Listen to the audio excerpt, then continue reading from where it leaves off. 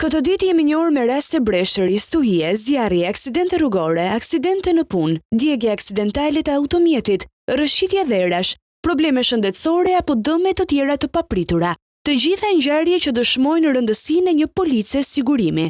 Në lidhje me zhvillimet e tregut vendas të sigurimeve, AMF publikoi raportin për 6 mujorin e parë të vitit, konkretisht për periudhën janar-qershor 2026. Sipas raportit, industria pagoi gjithsej 4 miliardë 779 milion lekë dëmshpërblime në sigurimet e jetës dhe jo jetës, 16.75% më shumë se 6 mujorin e parë të vitit të kaluar.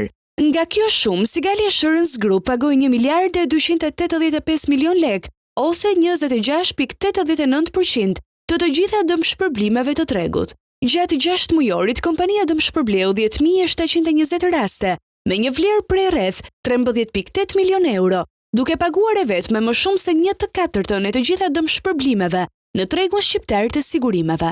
Portofoli i diversifikuar i kompanisë është një tjetër e dhënë që del nga raporti zyrtar i 6 mujorit të parë të vitit. Sigurimet vullnetare zën gjysmën e totalit të sigurimeve, me një tendencë të qëndrueshme rritje edhe në përputhje me objektivat strategjik të kompanisë, ndërsa mesatarja e tregut është vetëm 34.36%. Sipas Eurostat, shpenzimet e familjeve shqiptare për sigurime mbeten 6.5 herë më të ulta nga shpenzimet mesatare në BE, ndërkohë nevoja për të siguruar rreziqet si në produktet e jetës dhe në ato të jo jetës mbetet e vazhdueshme dhe për herë në shtim.